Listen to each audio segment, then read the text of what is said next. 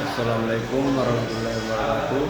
Izin menghadiri Muhammadiyah atas nama Muhammad Anzal Yudin Unit 24421444 dan kelas Teknika 4 Postrol. Di sini saya akan mempresentasikan sebuah tugas video dengan judul cara meningkatkan budaya keselamatan di lingkungan kerja kapal. Bekerja atas kapal memiliki risiko tinggi, cuaca laut yang berubah, alat berat, ruang kerja terbatas, dan mesin bertegangan tinggi. Kita sering mendengar semboyan keselamatan adalah nomor satu. Tapi pertanyaannya, apakah itu hanya tulisan di dinding atau sudah menjadi kebiasaan kita sehari-hari? Budaya keselamatan bukan sekedar mematuhi aturan karena disuruh, tapi sebuah pola pikir yang berlaku di mana semua orang sadar, peduli, dan bertanggung jawab atas keselamatan diri sendiri maupun orang lain.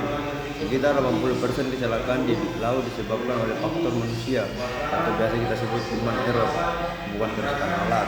Maka membangun budaya keselamatan adalah kunci utama agar kita bisa berlayar dan pulang dengan selamat. Berikut adalah cara-cara atau beberapa contoh yang bisa saya berikan. Kepemimpinan dan pengetahuan. Langkah pertama, paling dasar adalah kepemimpinan yang harus memberi contoh nyata. Perubahan dimulai dari atas, hingga nakoda kepala mesin atau perwira terlihat bekerja aman, lalu alat lengkap dengan alat pelindung diri, biasa disebut APD, dan mengikuti prosedur, maka seluruh awak kapal pasti akan meniru sebaliknya. Jika pemimpin meremehkan aturan, maka aturan itu akan dianggap tidak penting. Sikap pemimpin adalah cerminan keselamatan kapal. Yang kedua, tingkatkan pengetahuan dan latihan. Keselamatan tidak bisa dipelajari satu kali saja. Rutin lakukan rapat keselamatan, bilangan, dan latihan darurat dalam bentuk kebakaran, kesalahan mesin, dan lain-lain. Dengan sungguh-sungguh, bukan sekedar tanda tangan. Daftar hadir, pelajari juga kasus kecelakaan kapal lain supaya kita belajar dari kesalahan orang lain tanpa harus mengalaminya sendiri. Semakin tahu bahayanya, semakin hati-hati kita bekerja. Berikut langkah ketiga, ciptakan budaya lapor tanpa rasa takut.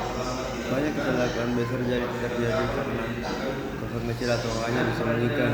Kita harus ubah pola pikir. Siapa saja melaporkan potensi bahaya, kesalahan alat atau kesalahan kerja. Dia adalah orang yang peduli dan berjasa bagi kapal. Jangan pernah yang jujur melapor, tapi jadikan itu bahan perbaikan. Ingat, bahaya yang dilaporkan sewaktu adalah bahaya yang bisa dicegah. Berikut langkah keempat, tegakkan disiplin yang konsisten. Aturan harus berlaku untuk semua orang, dari jabatan tertinggi sampai terendah. Tidak boleh ada pengecualian. Jadikan pemakaian APD sebagai syarat mutlak. Tidak pakai APD tidak boleh bekerja. Disiplin bukan untuk menindas, tapi untuk menjaga nyawa kita semua. Berikut komunikasi dan penerapan sehari-hari. Jadi langkah kelima adalah perbaiki komunikasi dan terapkan prinsip saling mengawasi. Miskomunikasi sering menjadi penyebab musibah. Gunakan bahasa yang jelas dan pastikan saling mengerti. Yang paling penting, tanamkan kebiasaan saling ingat-ingat. Jika manajemen kerja acara berbahaya atau ceroboh, beranilah mengingatkan dengan baik. Mengingatkan teman bukan ikut campur. Itu tanggung jawab kita sebagai rekan kerja yang bekerja di atas kapal. Lalu lakukan toolbox meeting atau pertemuan singkat 5 menit sebelum mulai bekerja. Bahas apa yang mau dikerjakan, apa risikonya, dan cara aman mengerjakannya. Langkah sederhana ini sangat ampuh mencegah kesalahan. Berikut yang terakhir atau kesimpulan, meningkatkan budaya keselamatan bukan tugas kita saja, tapi tugas kita semua. Budaya ini dibangun dari generasi kecil, setiap hari disiplin, peduli, dan sadar akan risiko. Ingatlah, di balik semua awak kapal ada keluarga yang menunggu di rumah. Mari jadikan keselamatan sebagai gaya hidup.